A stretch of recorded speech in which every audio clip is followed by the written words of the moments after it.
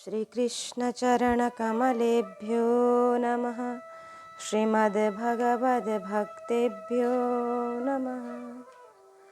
गोस्वामी श्री नाभाजी कृत श्री भक्तमाल चतुर्थ खंड हम श्रवण कर रहे हैं।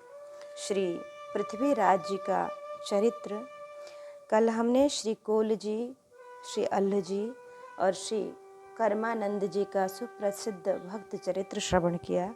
आए आज श्री पृथ्वीराज जी का चरित्र, भक्त श्री पृथ्वीराज जी का चरित्र श्रवण करेंगे। नरदेव उभे भाषा निपुण, पृथ्वीराज कविराज हुव। रुक्मणी लता वरन अनूप, बागीश बदन कल्याण शुभ। सवैया गीत श्लोक बेली दोहा, गुण नव रस पिंगल काव्य प्रमाण।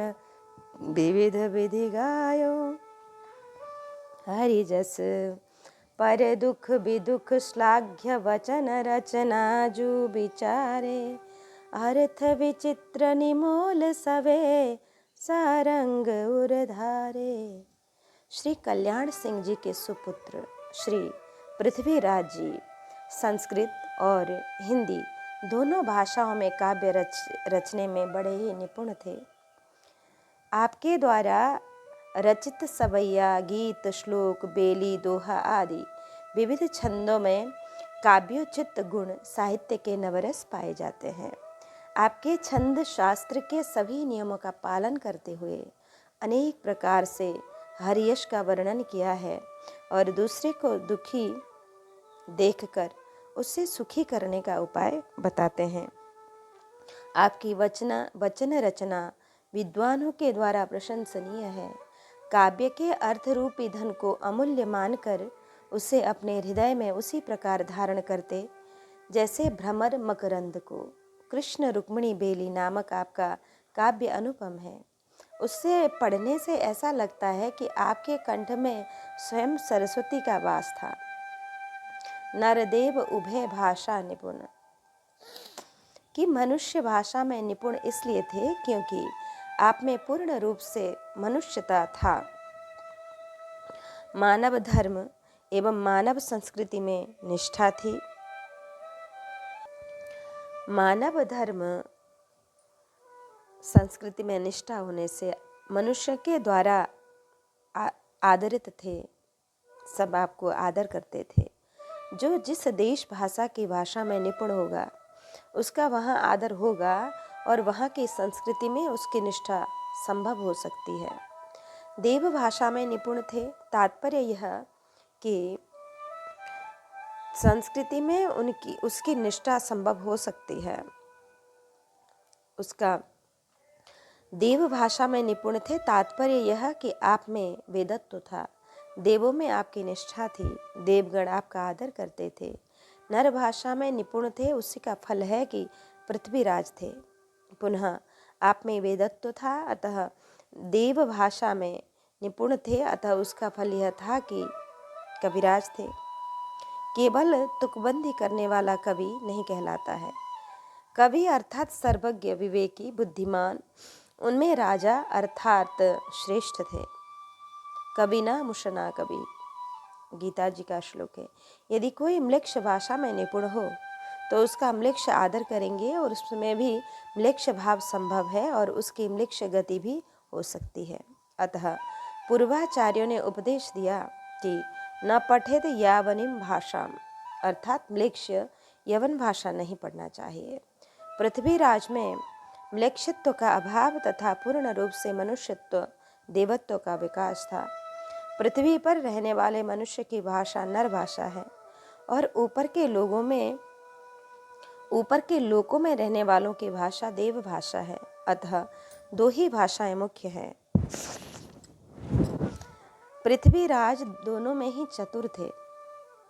भगवत गुणगान एवं स्तवन सच्चे प्रेम से होना चाहिए, चाहे संस्कृत में हो अथवा भाषा में।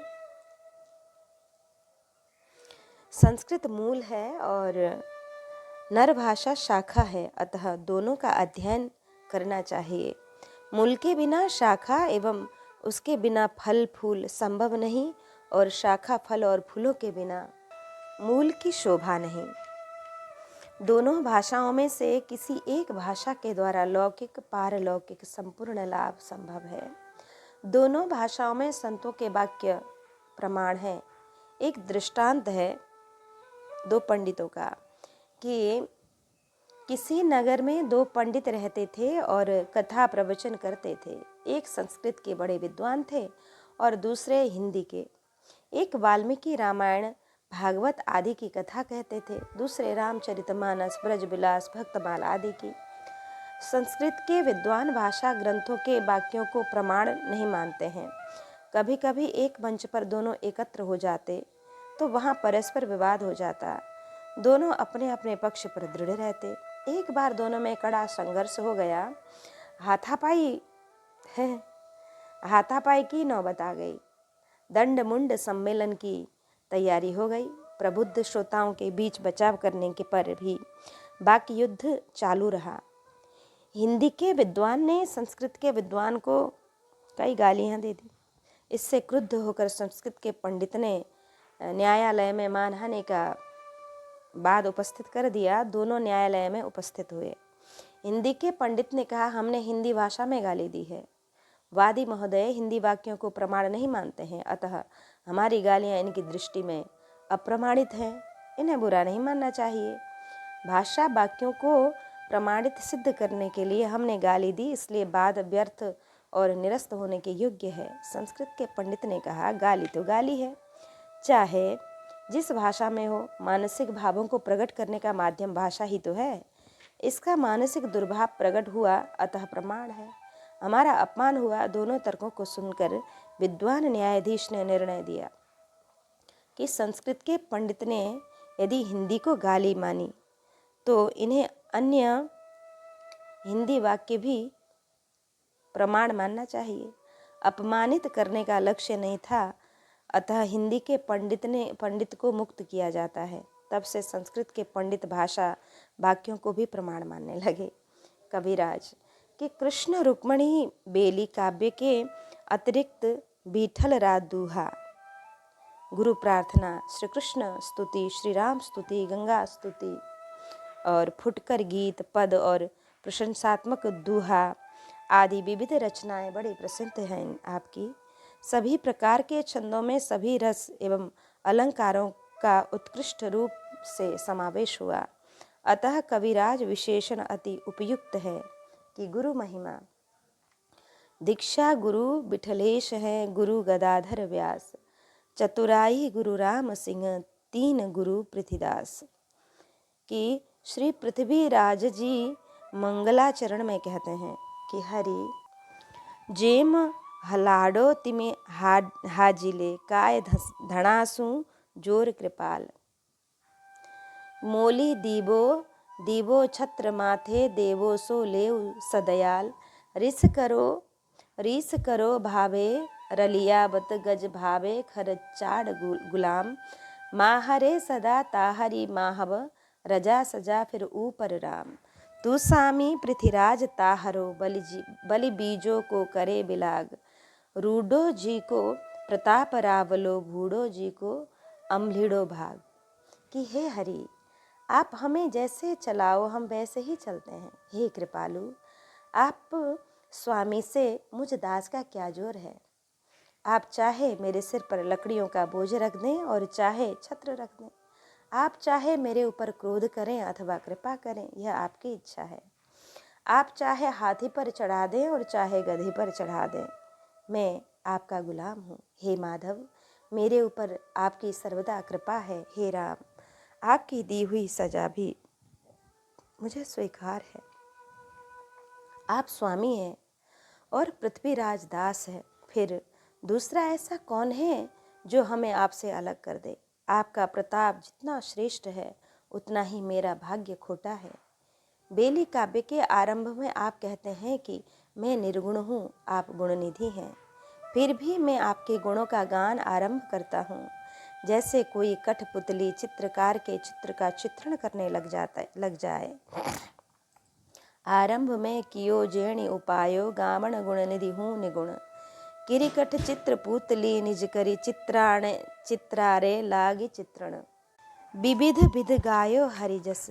श्री पृथ्वीराज जी के काव्य में काव्योचित सभी गुण एवं साहित्य के सभी रस बड़ी गंभीरता एवं सुंदरता के साथ पाए जाते हैं।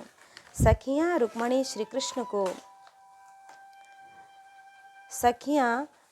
को श्री कृष्ण के पास ले जा रही हैं।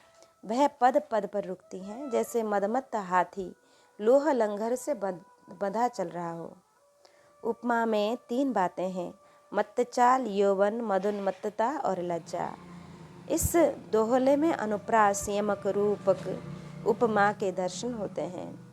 अब लंबी सखीकर पगी पगी उभी रहती मद बहती रमणी। लाज लोह लंगरे लगाइए गए जिम आणी गए गमणी। द्वारका में प्रवेश करते समय श्री कृष्ण की अवगानी के लिए एक ओर से पुरुष और दूसरी ओर से स्त्रियां चलीं, मानो द्वारिका नगरी अपने दोनों बाहों को फैलाकर श्री कृष्ण से मिलने चल रही हों। यहाँ अनुप्रास, उत्प्रेक्षा आदि देखते हैं कि नरमारगी एकी मगी नारी क्रमिया अति उत्साह करेऊ। अंक माल हरि नगर आपी बाहा तिकरी पसारी वेऊ। श्री रुक्मणी जी के अंग अंग पर रत्न जडित आभूषण उनकी नीली साड़ी के भीतर ऐसे जगमगा रहे हैं मानो कामदेव ने प्रसन्न होकर दीपमाला सजाई हो। इस छंद में अनुप्रास, उत्प्रेक्षा, पुनरुक्ति, प्रकाश झलकते हैं। अंतरी नीलांबर अवल आभरण अंगी अंगी नग नग उदित। जाने सदनि सदनि संजोई मदनी दीपमाला मुदित। श्री गुरुदेव की कृपा के बिना अज्ञान अंधकार दूर नहीं होता। बल्लभ देव सुत ने ज्ञान दर्पण दिया। गुरु श्री विट्ठलनाथ की शरण ग्रहण करके फिर प्राकृत कविताएं नहीं लिखीं। आनी त्रिलोक विवाह सूझनता सूझे नहीं। आरिसो आगाह दीठो बल्लभ देव सुत। कालिय दमन वस्त्र हरण सर्वस्व समर्पण आदि लीलाओं के वर्णन बड़े प्रसिद्ध हैं। नाग के एक एक फण पर पैर रखकर मृदंग के ताल थे थे के साथ कृष्ण नृत्य करने लगे कि प्रभुदे फणि फणि पाग थई थई नृत्य करता थिया। नाच बिये ते नाग ब्योहल बस देवराज उत। गोपियां जल में हैं, उनके वस्त्रों को लेकर निर्गुण वासुदेव वृक्ष पर विराज गए। देखने में अवगुण है, पर यह लीला गुणातीत है। नारी अंतरि नीर निरखे अवगुण अनिगुण। चढ़ियो तरबर चीर वसी करी वस देव राव उत। कि आत्मा, शरीर और मन और वाणी, कर्म, इन सब को हे हरि मैंने आपको अर्पण कर दिया है। अब मेरे पास अपना कुछ नहीं। आत्मा काया आथि मनछा बाचा कर्मणा हरि में तोरे हाथ बेचा वसुदेव रावत। श्री राम स्तुति में बाल लीला वर्णन का एक सोरठ। कौशल्या के आंगन में सुंदर श्याम शरीर श्री राम बाल विनोद करते हुए बढ़ने लगे। सुंदर श्याम शरीर अम्ब कौशल्या आंगणे बाधन लागऊ भीर दिनी दिनी दशरथ देवउत।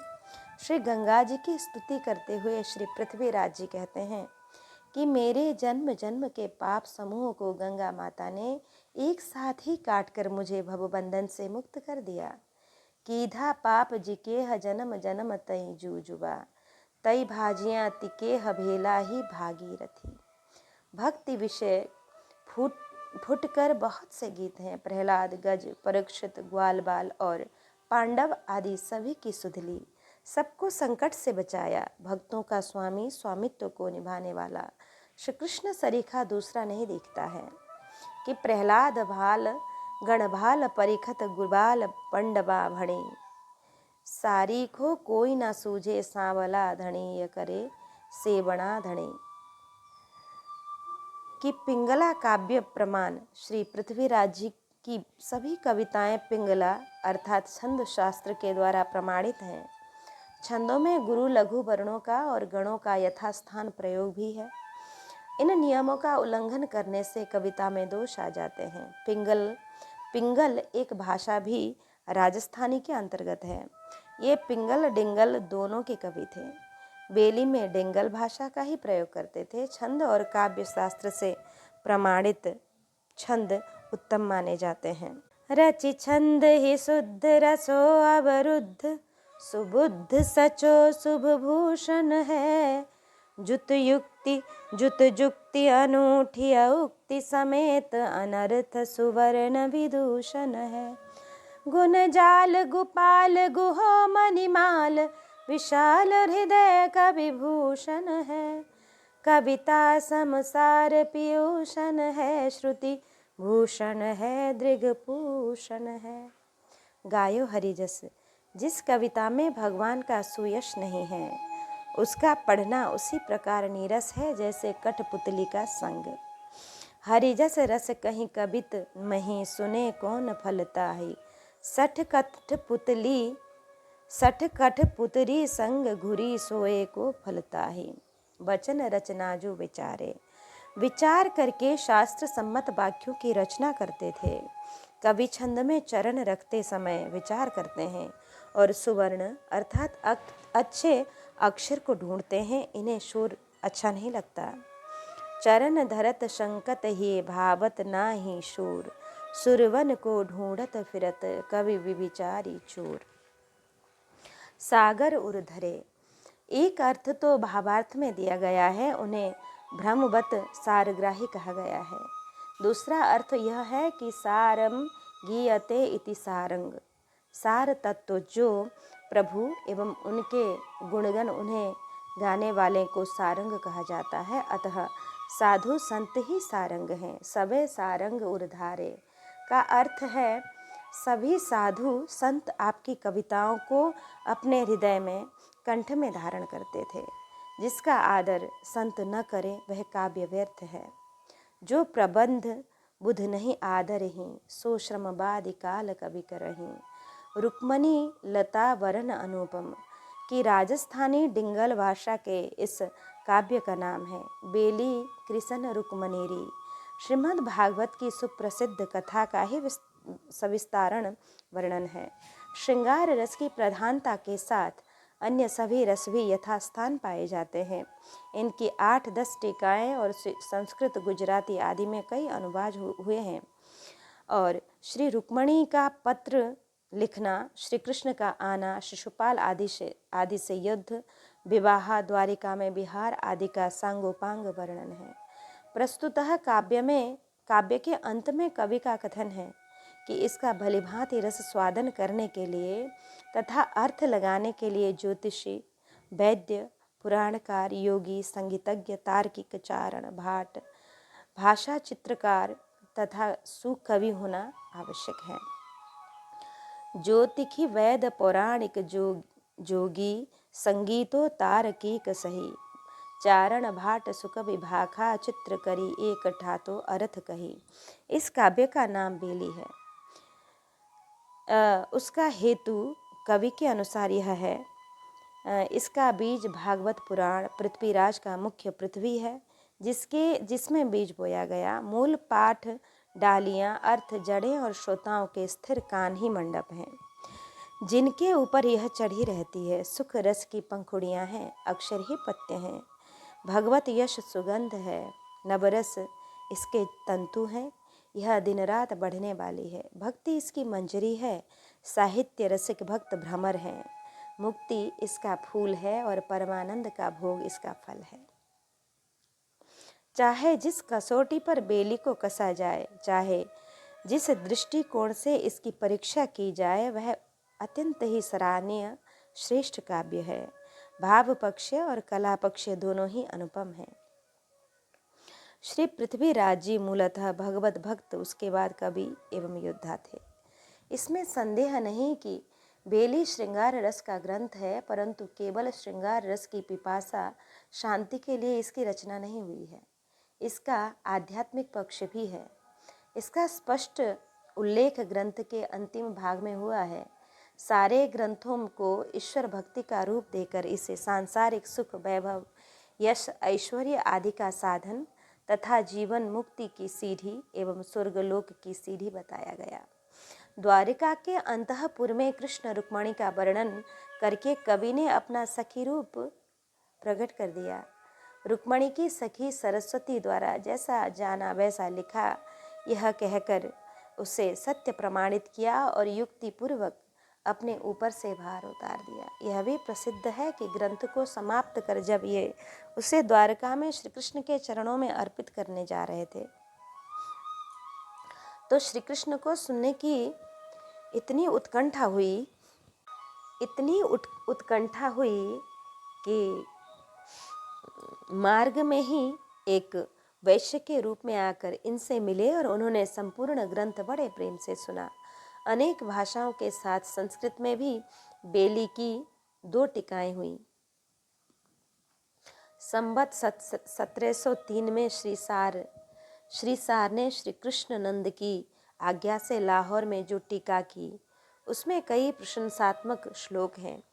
पृथ्वी राजावतारेण भक्तानुग्रह काम्यया स्वयं नारायणो रूपम जगाद चरितम हितम दाता भोक्ता हरिर्भक्तः कर्ता शास्त्रस्य शास्त्रवित् पृथ्वी राजसमो राजा न भूतो न भविष्यति। भक्तों के ऊपर अनुग्रह करने की कामना से स्वयं नारायण भगवान ने पृथ्वीराज का रूप धारण कर अपने चरित्र का वर्णन किया और शास्त्रानुकूल सुखों का तथा भक्ति रस का अनुभव करने वाला दानी, भक्ति काव्य का रचयिता, भक्त और शास्त्रज्ञ पृथ्वीराज के समान दूसरा राजा नहीं हुआ। बेली के अतिरिक्त अन्य रचनाएं में भी इनकी विशुद्ध भक्ति भावना प्रकट है। देख देख गिरिधर नराधिका प्रभुदास बलि जाई, आज मोह पे शोभा बरनी न जाए। संसारी वैभव को प्राप्त कर यदि प्रभु को भुला दिया तो मानो कौड़ी के बदले हीरा ही खो दिया। हीरो काय कबड्डी साटे हारे, कही समझायो आत्म के तो विभो किसो जिणि हरि बिसारे। प्रेम के बिना यज्ञ दान तप व्यर्थ है, प्रीति बिना हरि ना मिले देखे बहुत बिचारे। कहाँ तप गनिका कियो, कहा दियो सुदामा दान। प्रेम सहित गजराज पुकार्यो, ताको प्रकट मिले भगवान। इनकी कृतियों में दास्य और श्रृंगार दोनों मिलते हैं, परंतु श्रृंगार में इनकी वृत्ति विशेष रूप से रमी थी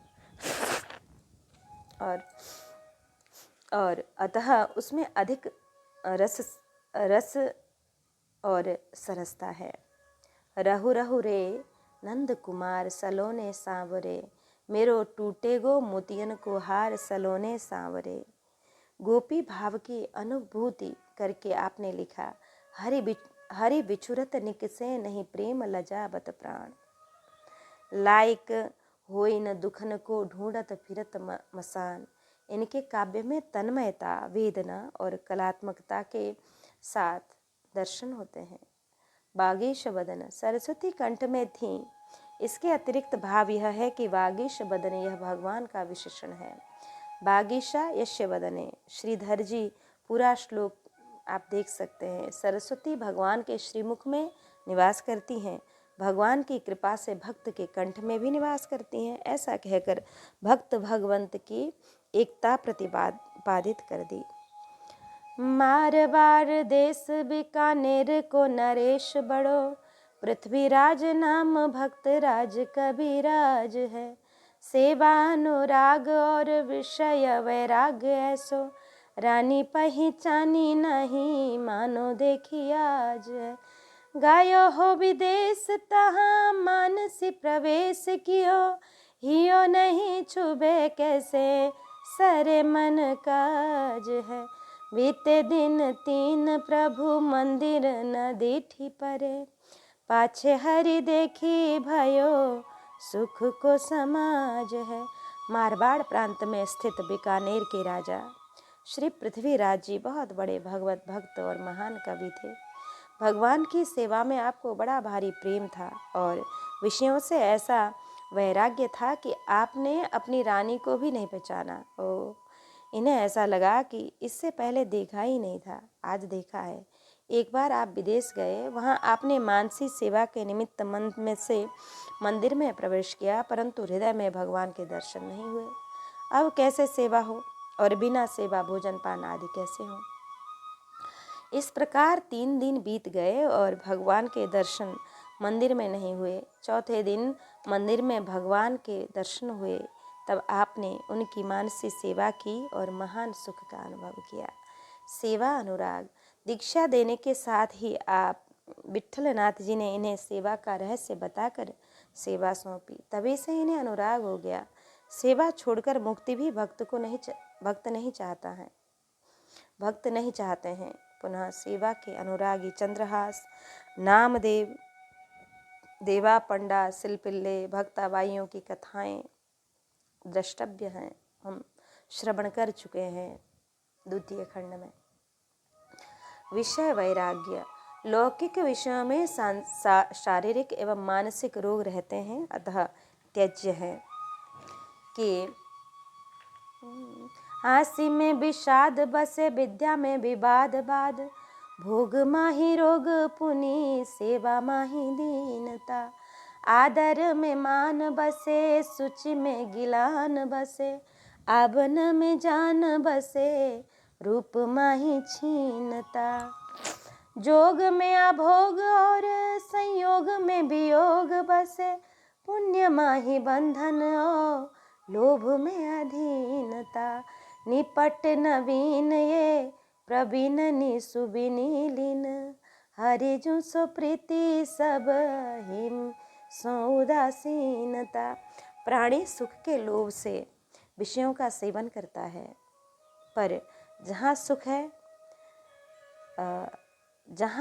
सुख है नहीं, वहाँ कैसे मिलेगा। इस प्रकार सुख से दूर दुख के निकट पहुँचता है कि श्रीमद् भागवत में विषयाविष्ट चित्तानां विष्णुआ द्वेष सुदूरतः, वारुणी दिग्गतः वस्तु व्रजन्नेन्द्री किमाप्नुयात्। विषयाभिनिवेशेन नात्मानं वेद न परम, वृक्षाजीविकया जीवं व्यर्थम वस्त्रेण यश्वसन। जिनका चित्त विषय में लगा है, ऐसे लोगों का भगवान में प्रेम होना बहुत कठिन है। जैसे किसी की वस्तु खोई और पूरब हो गई, उसे ढूंढने वाला यदि पश्चिम दिशा को चला जाए तो क्या वह वस्तु मिल सकती है? अर्थात कदापि नहीं। विषयों का चिंतन करते करते वह विषय रूप हो जाता है। उसका जीवन वृक्षों के समान जड़ हो जाता है। उसके शरीर में उसी प्रकार व्यर्थ श्वास दूसरों को जलाने के लिए चलता रहता है, जैसे लोहार की धोकनी की हवा। उसे न अपना ज्ञान रहता है और न दूसरे आत्मा परमात्मा का। वह सर्वथा ज्ञान भक्ति से वंचित हो जाता है। विषयों की ओर से मन मोड़ने पर ही राम की ओर दृष्टि पड़ती है। जैसे केचुल छोड़ने पर ही सांप को दिखाई पड़ता है। राम प्रेम पथ पेखिए, दिए विषय तन पीठी, तुलसी केचुल पही, परिहरे होत सांप को दीठी। विषयों के वश सभी जीव हो जाते हैं। विषय वश्य नर सुर नर मुनि स्वामी, ये राजा होकर भी विषयों से विरक्त रहे, यह विशेषता है। रानी पहचानी नाही। भगवान की शोभा हृदय में और नेत्रों में सब प्रकार व्यक्त हो गई थी कि दूसरी शोभा नहीं प्रतीत होती थी। कहाँ तो रानी के वियोग में व्यथित थे, और अब जब गुरु कृपा हुई है तब से अन्यों की और किसी के और मन ही नहीं जाता है। एक बार आप उत्सव के अवसर पर भगवान की सेवा कर रहे थे। उसी समय रानी चंपा देवी चांपादे दर्शन करने आई, तो आपने उसे नहीं पहचाना। साथ में दासी थी, उसने पूछा कि ये कौन है। उसने बताया कि ये रानी साहिबा है। रानी को भी आश्चर्य हुआ कि इनका मन प्रभु में पूर्ण आसक्त है। रानी ने भी सेवा करना आरंभ कर दिया। मानसी प्रवेश कियो। भावुक भक्त जन अष्टयाम मानसी सेवा करते हैं। एक पद्धति यह भी है कि मन मंदिर में मनमोहन इष्ट देव की पूजा करना, दूसरी रीति में मन से मंदिर में प्रवेश कर संपूर्ण सेवा करना। बीकानेर में मंदिर था, आप नित्य वहाँ सेवा करते थे। जब बीकानेर से बाहर जाते तो मन से ही यही मंदिर में आकर सेवा करते। मानसी सेवा के दृष्टांत हैं श्री रघुनाथ दास जी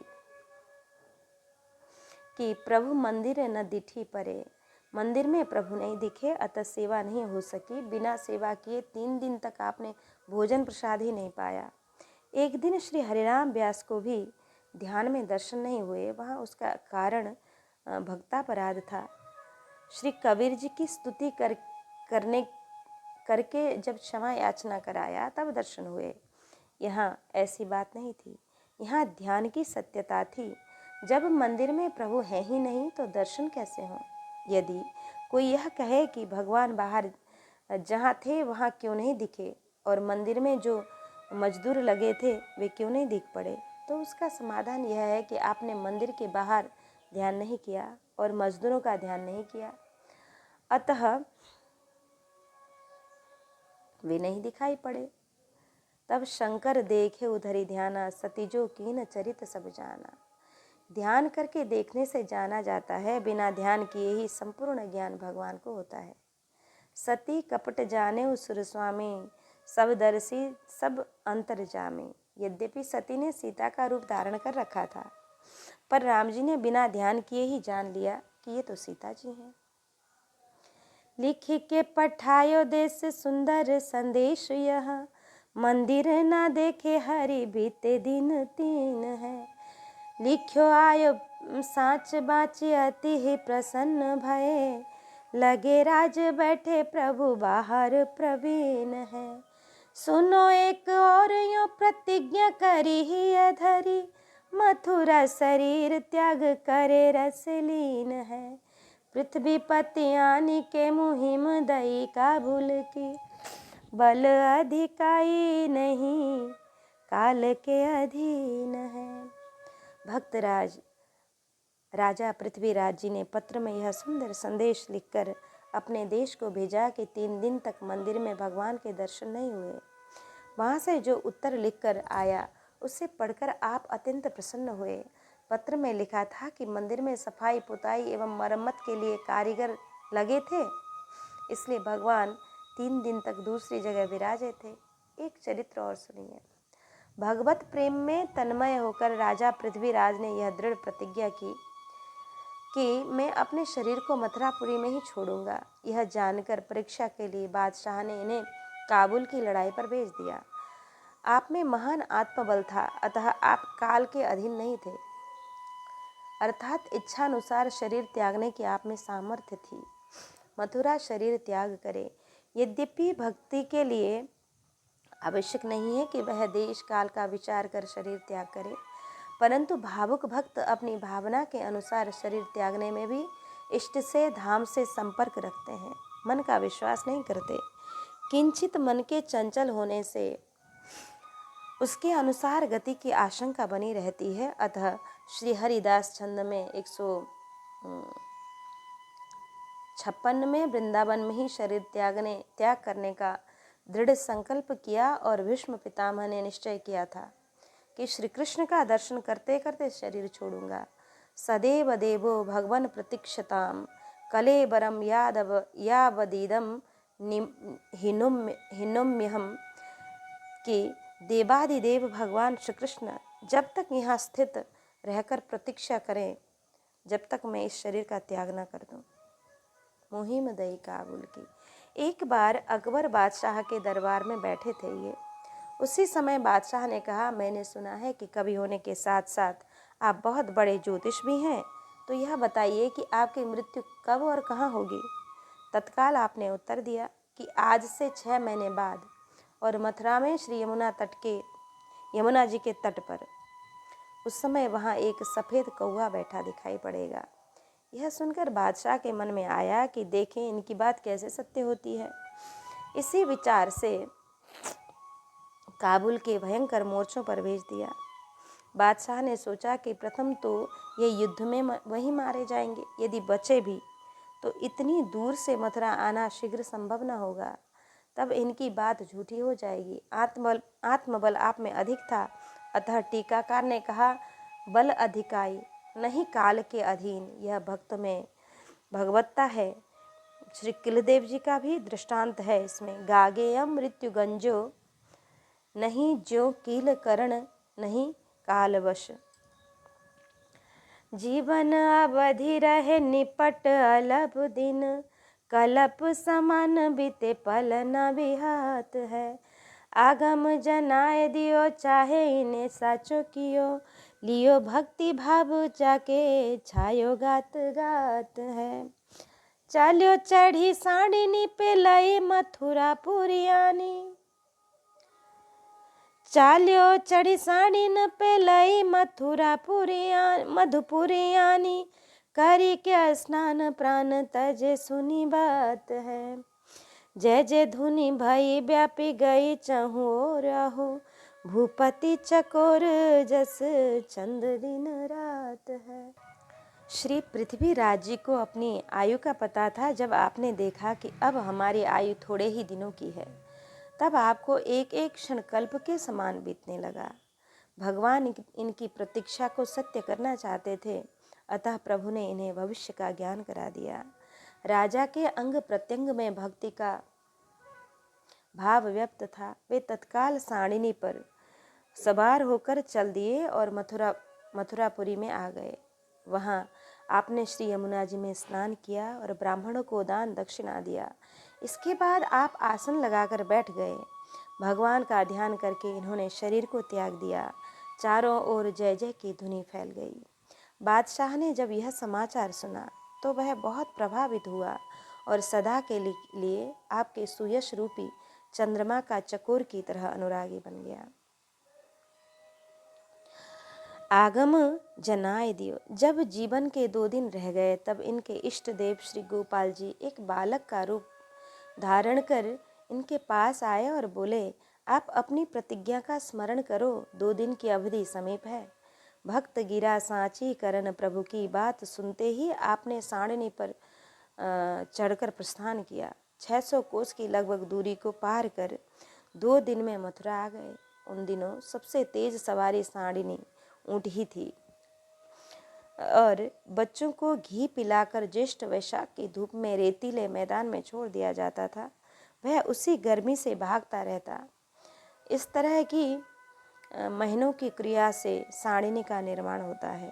प्रभु कृपा और इनकी निष्ठा से साड़िनी में भी अपार वेग प्रकट हुआ और बिना विशेष विश्राम के मथुरा आ गए। शरीर त्याग के समय सफ़ेद कौआ भी देखा गया और आकाश से पुष्प वृष्टि भी हुई। देवताओं के द्वारा की गई जय जय धुनी मनुष्य के कानों में गूंजी और मनुष्यों ने भी सुनी। दूत के द्वारा यह समाचार जब आकर अकबर ने सुना, दूत के द्वारा जो समाचार सुना अकबर ने, तो वह रो गया और पृथ्वीराज जी की एक एक बात जो उसने देखी सुनी थी वह सब मन में आने लगी। कई दिन तक वह अन्य मनस्क रहा, इन्हीं की सबसे चर्चा करता रहा और मन में प्रसन्न होता रहा। इसी भाव से भूपति चकोर रात है यह लिखा गया। इसका दूसरा तात्पर्य यह भी है कि भूपति पृथ्वीराज जी ही चकोर थे और भगवान का सुयश चंद्रमा था, जिसको देखकर ये सदा प्रमोदित रहते थे। विशेष बीकानेर नरेश महाराज राय सिंह जी के छोटे भाई तथा राव कल्याणमल जी के पुत्र होने के साथ साथ महाराज पृथ्वीराज जी भगवत भक्ति, कवि, विद्या, व्यसनी, धर्मनिष्ठ एवं बड़े शूरवीर थे। इनकी माता का नाम सोनगरी था। ये मार्गशीर्ष कृष्ण प्रतिपदा विषम संवत 1606 में आपका जन्म हुआ था। ऐश्वर्य और विलास में पलकर सरस्वती के उपासक और असाधारण गुणों से संपन्न हुए आप। क्षत्रिय पुनः राजवंश, अतः अस्त्र शस्त्र संचालन कला में प्रवीण, साहसी और वीर शिरोमणि हुए। जैसलमेर के महाराजा हरराज की पुत्री लालांदे के साथ पहला विवाह हुआ।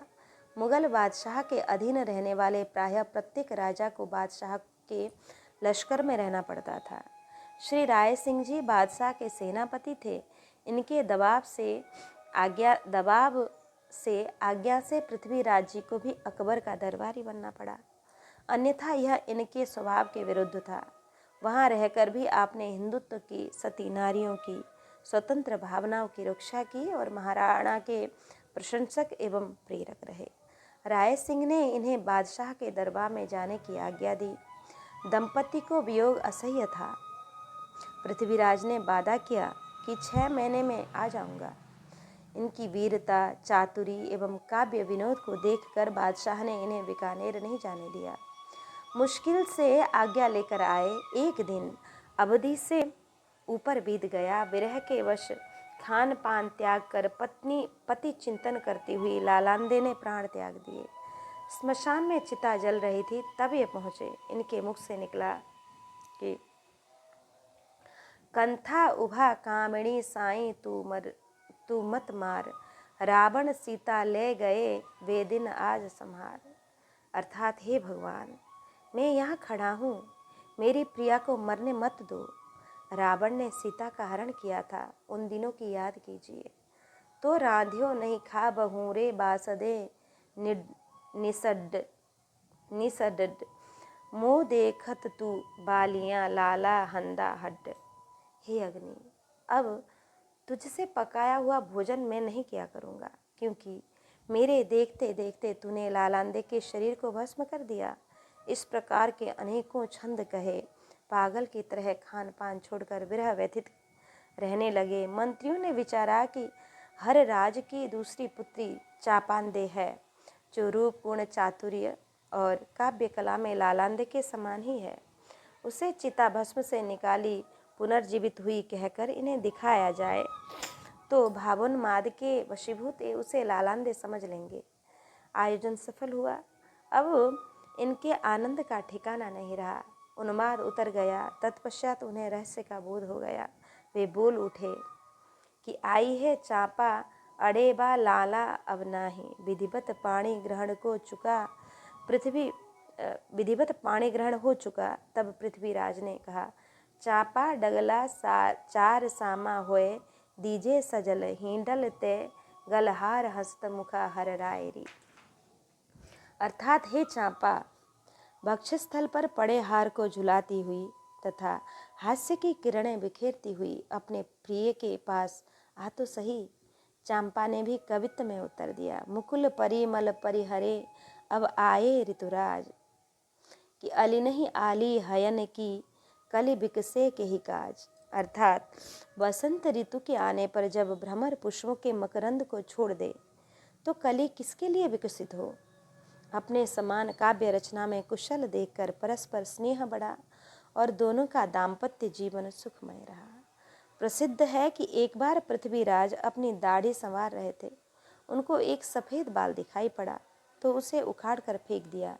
रानी ने देख लिया तो महाराज ने मुस्कुरा कर कहा, पीथल धौला आबियाँ बहुली लाग खोड़, पूरे जोवन पदमणि उभी मुख मरोड़। कि पृथ्वीराज कहता है कि सफ़ेद बाल आ गए। यह बात बहुत बुरी हुई, इसलिए कि पूर्ण यौवन को प्राप्त पद्मिनी प्रिया खड़ी हुई है और मेरी ओर मुख मरोड़ कर देख रही है। यह सुनकर चापांदे महाराज के भाव को पहचान गई और आत्मग्लानि के भाव को दूर करती हुई अपने पति के संतोषार्थ बोली कि प्यारी कह पीथल सुनो धुला दिस मत जोए, नरा ना हरा डिग मरा पाक्या ही रस होए। प्यारी कहती है कि हे पीथल, सुनो, सफ़ेद बालों की ओर मत देखो। मर्द सिंह और दिगंबर योगियों में रस परिपाक अवस्था पकने पर ही होता है। एक बार श्री पृथ्वीराज जी बादशाह के दरबार में बैठे थे। बादशाह ने उन्हें चंचल चित्त देखकर कहा, मन उतराधो तन दखण कहो न कवन विचार, मन गुणवंती मोहियो तन रुधो दरबार। कहिए पृथ्वीराज जी, क्या विचार है? आपका मन उत्तर तथा शरीर दक्षिण में है। ऐसा लगता है कि आपका मन आपकी गुणवती पत्नी द्वारा मोहित है, वही लगा है, और शरीर यहाँ दरबार में रुका हुआ है। यह सुनकर तत्काल पृथ्वीराज ने उत्तर दिया कैसे वही पग नाथ ना कैसे वही तटगंध, पृथु से वही चंपा कली सदल स्वरूप सुगंध।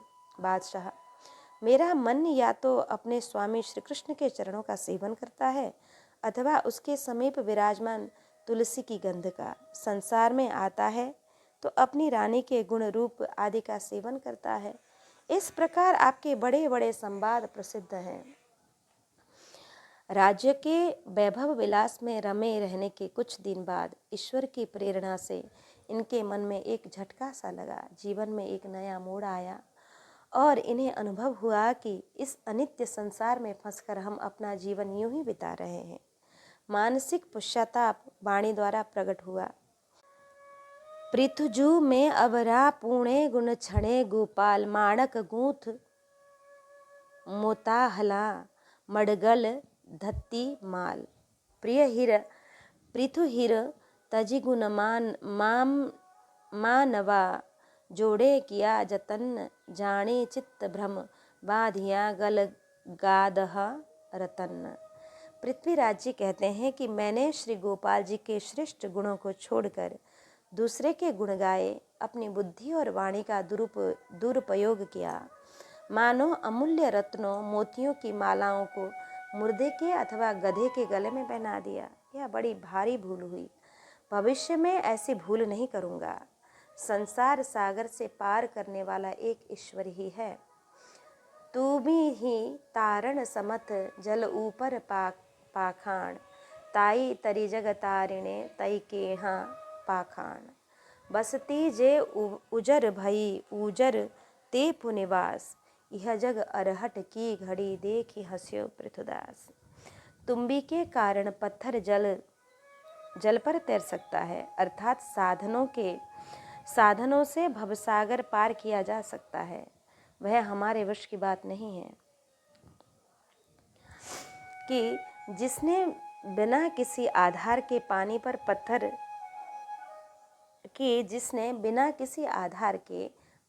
पत्थर तैरा दिए, उसे जगत अपने को कहते हैं कि उसे हमें जगत से तारने में क्या कठिनाई है। उस प्रभु की दयालुता आदि का बखान किस मुंह से किया जाए। कूप पर रखे चक्र पर घूमती हुई घड़ियां भरकर आती हैं, तब अहंकार से उसका मुख ऊपर ही रहता है, परंतु दूसरे क्षण झुकना पड़ता है और खाली होना पड़ता है। तब उनका मुख नीचे की ओर आ जाता है। यह देखकर आज पृथ्वीराज को हंसी आती है। संपन्न होकर विपन्न होना, विपन्न होकर फिर संपन्न होना, बसना उजड़ना, पुनः उजड़कर बसना, यही संसार चक्र है।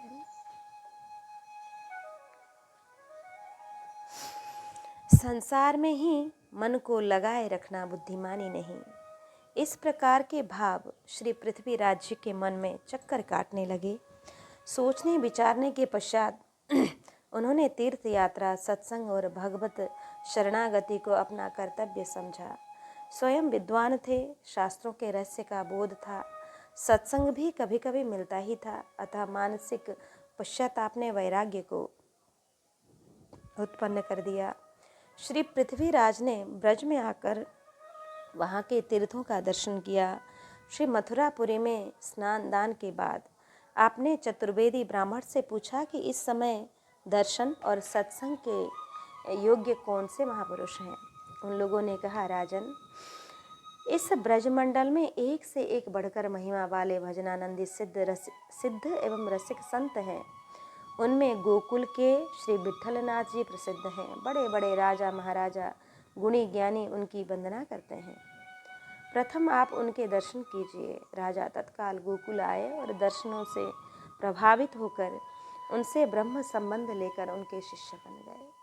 गोसाई जी ने बालकृष्ण की उपासना का रहस्य, मानसी सेवा की विधि बताकर आशीर्वाद दिया कि तुम्हें काल न व्यापेगा, इच्छा मृत्यु होगी।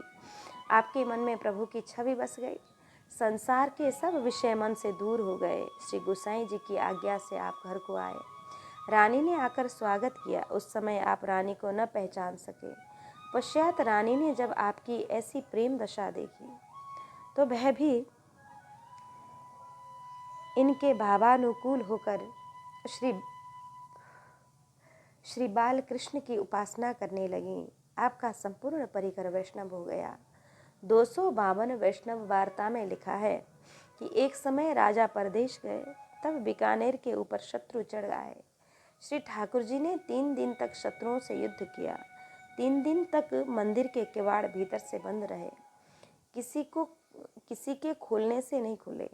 परदेश में इस बात को मानसी सेवा करते समय श्री पृथ्वीराज जी ने जाना कि दीवान को पत्र लिखा। बीकानेर के सब लोग पत्र पढ़कर आश्चर्यचकित हो गए। श्री पृथ्वीराज जी महान योद्धा थे। उन्होंने अनेक महासंग्रामों में विजय प्राप्त की और वीरता के कुछ प्रसंग यहाँ दिए गए हैं। संवत 1638 में अपने विद्रोही भाई हकीम से लड़ने के लिए अकबर ने धावा किया। उस समय श्री पृथ्वीराज जी सेना के अग्रभाग में विद्यमान थे। इस युद्ध में इनकी शूरवीरता को देखकर पुरस्कार स्वरूप इनको गागरोनगढ़ की जागीरदारी दी गई। तब भी पृथ्वीराज और खिचीराव में संग्राम हुआ। हार खिचीराव की हुई। विषम संवत 1653 की अहमदनगर की लड़ाई में भी ये बादशाही सेना के साथ थे। विषम संवत 1656 में इनके भाई राम सिंह जी ने कल्याणपुर के ठाकुर माल देवी के साथ युद्ध किया और वहां वीरगति को प्राप्त हुए। तत्पश्चात दिल्ली से आकर श्री पृथ्वीराज जी ने बदला लिया। ठाकुर मालदेव को युद्ध में मारा। श्री पृथ्वीराज जी के भाई अमर सिंह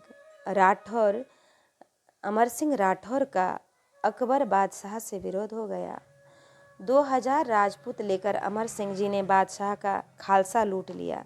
जब बादशाह को मालूम हुआ तो उसने आरब खां को आज्ञा दी कि अमर सिंह को पकड़ कर ले आओ।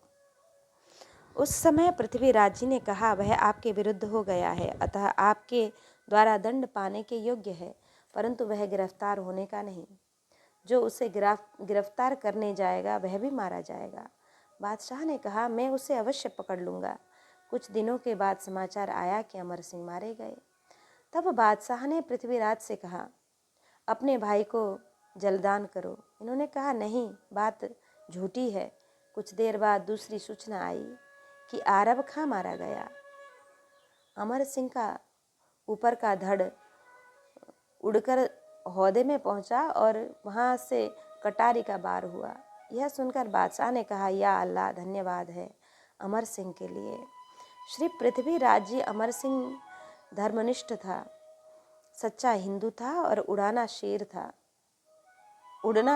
मतलब वो सच्चा हिंदू मतलब उड़ना शेर था।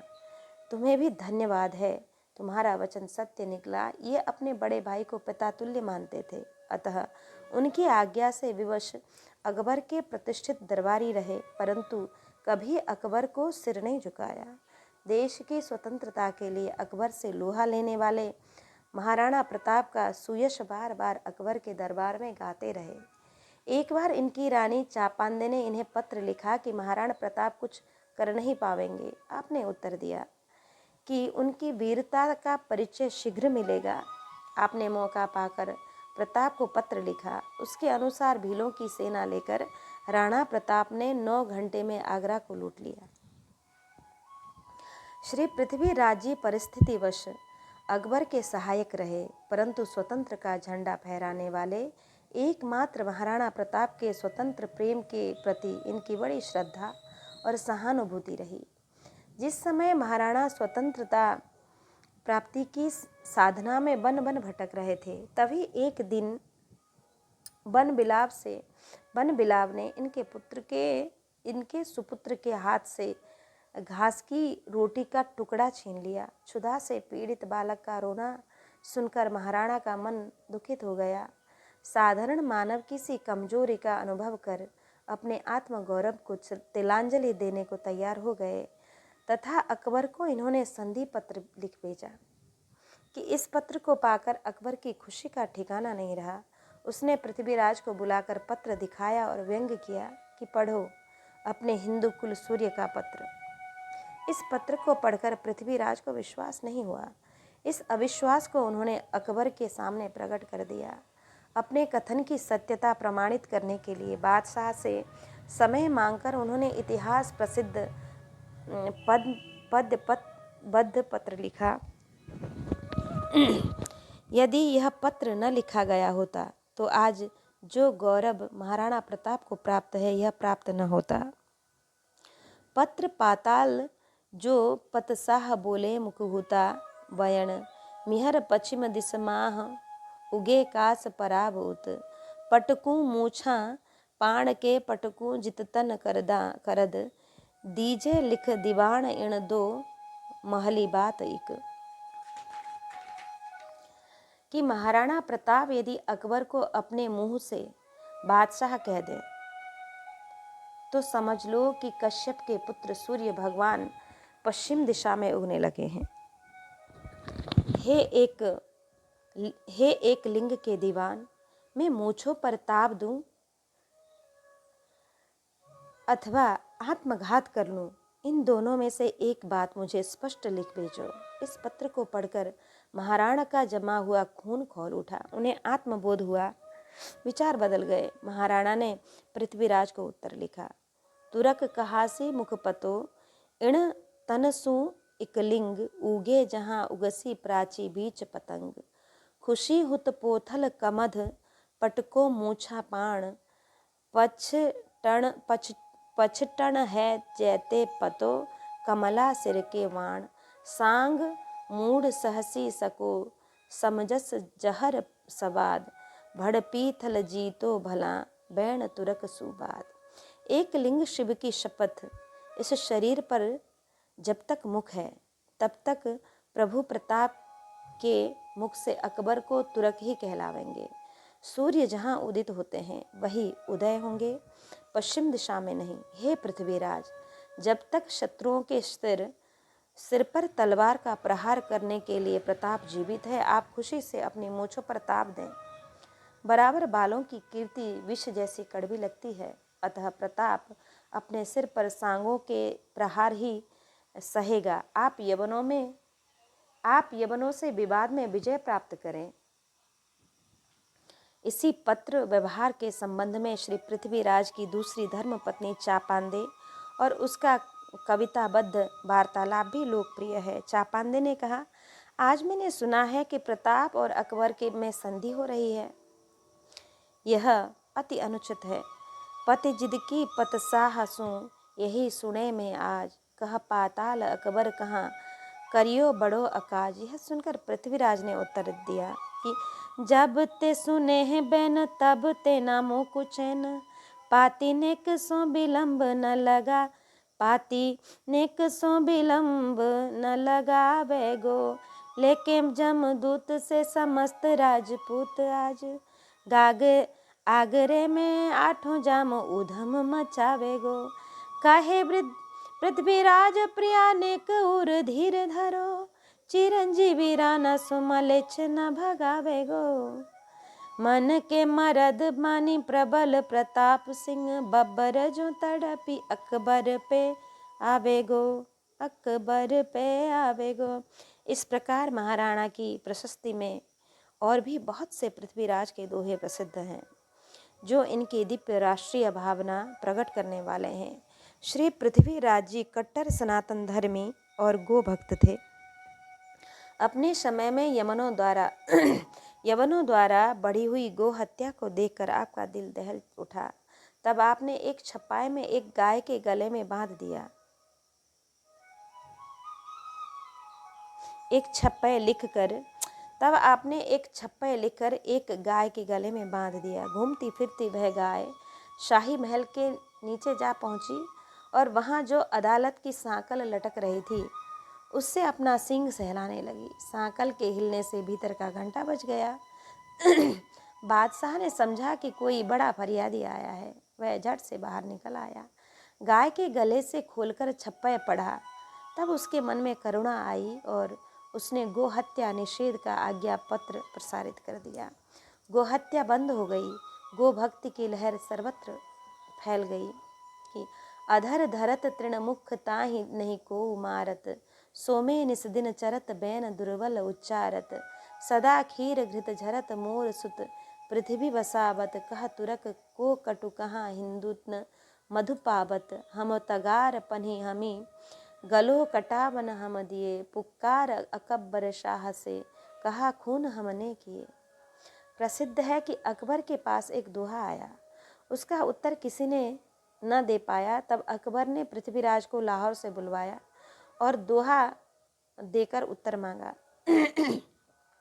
तेल पीत पावक सुखद रुई श्वेत निरखंत दीप शिखा के ऊपरे कालिम किम दर्शंत।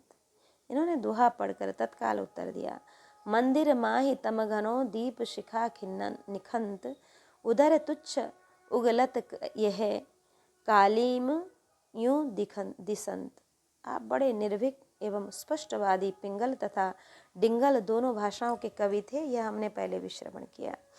एक बार एक सभा में किसी ने चतुर बुद्धिमान लोगों पर उदासीन रहने का आरोप लगाया तो पृथ्वीराज ने सुंदर व्यंगात्मक रूप में उत्तर दिया, चकबा चातक चतुर नर रहते सदा उदास खर घुघु मूरख पशु सदा सुखी पृथुदास।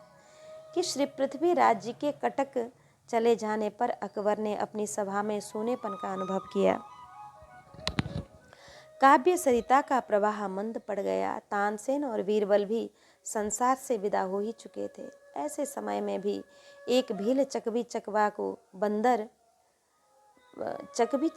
बंद कर अकबर के पास लाया। ये पक्षी मानव भाषा को समझते तथा बोलते थे जैसे तोता मैना। उनसे परीक्षण के तौर पर पूछा गया कि रात कहाँ बिताई। उन्होंने उत्तर दिया, इसी पिंजरे में।